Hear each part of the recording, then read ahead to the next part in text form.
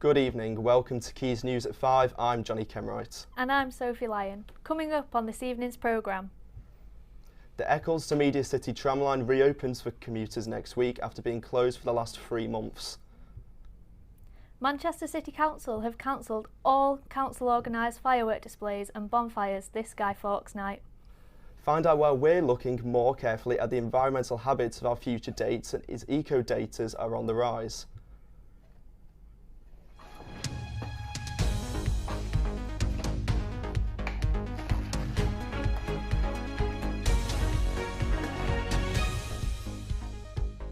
This morning, Manchester City Council announced that they will not be holding any council organised bonfire night events this year. Our reporter Harry Cohen was at Plattfields earlier today. This morning, Manchester City Council announced the cancellation of all council organised bonfire events across the borough. This comes after there being no celebrations since 2019 owing to the COVID-19 pandemic. I'm currently at Platt Hall, where for years there have been Guy Fawkes night celebrations including bonfires and firework displays, all that would bring the community together. This year, however, that will not be the case. Councillor Leanne Igben has said, "It is with great reluctance that we're announcing that all council organised bonfire events will not be taking place this year. This is a decision that we have not taken lightly, and I know that many people will be disappointed. Nevertheless, due to a combination of factors such as rising costs, pressure on our budgets and our ambition to be a net zero carbon city by 2038, we will not have council organised bonfire events this year. Our neighbourhood teams have been working tirelessly to reprioritise the budget on community events and supporting our residents through the cost of living crisis. It appears there are many factors that have affected the council's decision, and no doubt this will lead to further talks into the future of council organised bonfire events. My only fear is that this will urge people to have their own bonfires, leading to injury. If this is the case, Greater Manchester Fire Service have fire safety information on their website. We'll have your thoughts on this story at the end of the programme. Head to our Twitter page at Quays News to get involved. The Metrolink services from Eccles to Media City have been closed due to maintenance work. Our reporter Ellie went to investigate how this affects commuters when having to find alternative forms of transport. Marvelled Metrolink turned ghost line. Trams from Eccles to Media City are set to return next week after 3 months of improvements. Over the past 20 years with the Metrolink, the amount of damage that's gone on with the tracks, with it being on road and tram, so they're just doing it in stages to repair little bits. Metrolink has introduced a tram replacement bus for students and commuters. It's just the same as a tram. They'd buy a ticket for the bus, they can tap on, making sure they tap out at the end of the bus journey as well, just letting the driver know they've done that. It's just quite straightforward really. Buses are very regular, every 12 minutes. 40 million people use this tram in the last 10 years. So what do these people think of these tramless times? Oh, it's actually quite annoying because it's really inconvenient and I want to go from A to B, but it's just so much more challenging. The tram's affected me because I'm not able to get to uni as easily. I've got to cycle in now, which is good health-wise, but it's a little bit annoying and a bit horrible when it's rainy and cold. It's safe to say people are eager for the trams to get back on track. Many faces will be filled with joy from the 22nd of October when they can get back to their original form of transport. Eleanor Haynes, Quays News, Salford. In honour of Breast Cancer Awareness Month, Lounge Underwear are travelling the UK and campaigning to encourage people to check their breasts. Poppy Smart investigates.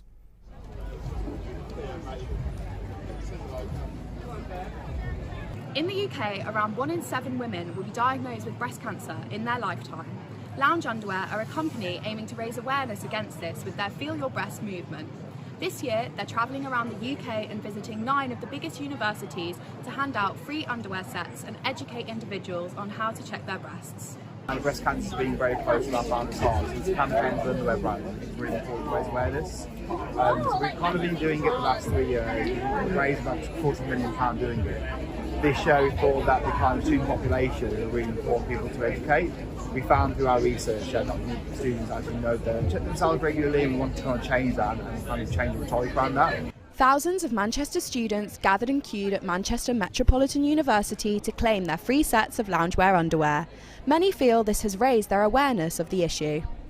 Yeah, I think it's a really good idea that they're doing this, particularly, I think, for uni students, because it's a good incentive as well, isn't it? And it gets, awareness going. I definitely definitely say like it's something I'm now thinking like, you know what, I actually don't know how to check properly, so that's why I'm going on it. It's nice to see brand cares.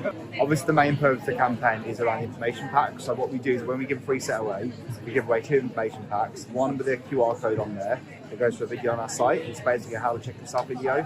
It's like a free 2-3 minute video. It goes through all the details of how to check yourself. This event is a huge reminder to everyone to regularly check for any changes in their breasts. For any information on how to check, you can visit loungeunderwear.com/feelyourbreasts. Poppy Smart, Quays News, Manchester Business School. October marks Black History Month and events are underway. Mo is here to tell us more. Black History Month is a celebration of contribution of black community to society. It brought us a lot of stories that might not otherwise have been heard. Mercedes Cheatham is a librarian who has a particular interest in Black History Month. So everybody knows about the history of what Florence Nightingale did for nursing. Not many people know about Mary Seacole and what she did for nursing. So I think, you know, bringing Black History Month is bringing an awareness to people who may not know. Yes, it's true.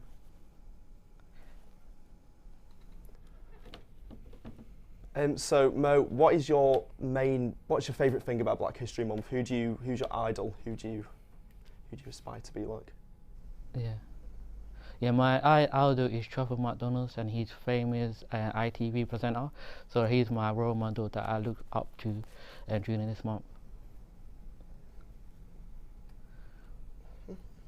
There must be lots of other stories waiting to be told. Yeah. Yeah, it's not even half of through October, so we'll be looking into it. Find out why we're looking more carefully at the environmental habits of our future dates as eco-daters are on the rise. One of the most mysterious artists, also known as Banksy, takes the spotlight in Media City this October. Here's Ellie with more. We're here at Media City where they're currently constructing the Arts of Banksy exhibition, which is due to open on the 21st of October, running all the way through to the 8th of January. 145 iconic pieces will be shown. This comes alongside the Manchester Literature Festival. Find out why we're looking more carefully at the environmental habits of our future dates as eco-daters are on the rise. With 35% of the UK currently single, according to the census, new research may have shone a light on why some of us are still looking for the one. It reveals that driving a noisy car or littering could be the biggest deal breaker as more people become eco-conscious. More than 1/3 of the UK wouldn't date someone who doesn't care about the environment, while 2/3 of us would rather pick up their date in an electric vehicle. But why have our environmental habits become so relevant to the world of dating?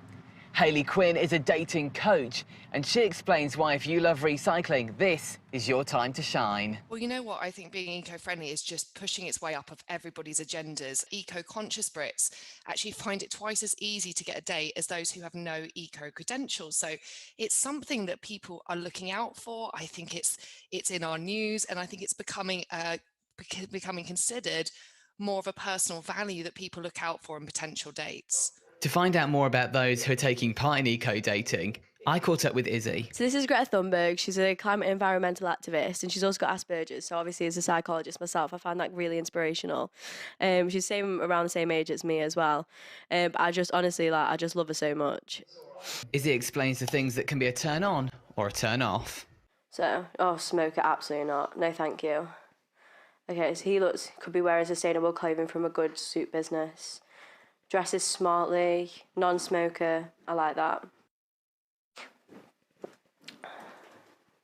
Vegetarian, automatic turn on. I definitely look for what they do have in the sense of the turn-offs, not necessarily the turn-ons. I don't know if you saw the statistics, but it created 20,500 tons of waste each year. But it's not just festivals and holidays that are annoying this eco-dater. So as a sustainable dater, I think it's a massive turn-off when people buy too many carrier bags, especially when you can just keep them. These where I keep all of mine. I literally take them out. I've got them in my car, I've got them in the basement, and I do shout out my housemates when they don't take them out of here as well. George Ike, Langworthy, Quays News. Now time for the weather.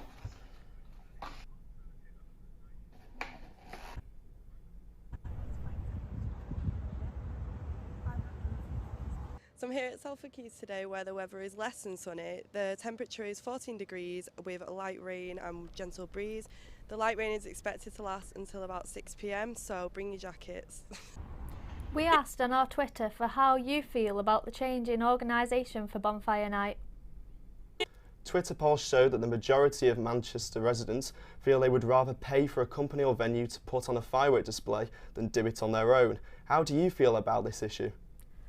Well, I don't know personally about you, but I do prefer going to an event, an organised event. We have dogs at home and I don't particularly like it when people, say next door and around, will have their own fireworks going off because it is a bit too close and it does, obviously. Yeah, I'd agree with that. I've been to a few firework events, but I don't particularly like fireworks anyway, so I'd rather them stay away from me and not be too close to home.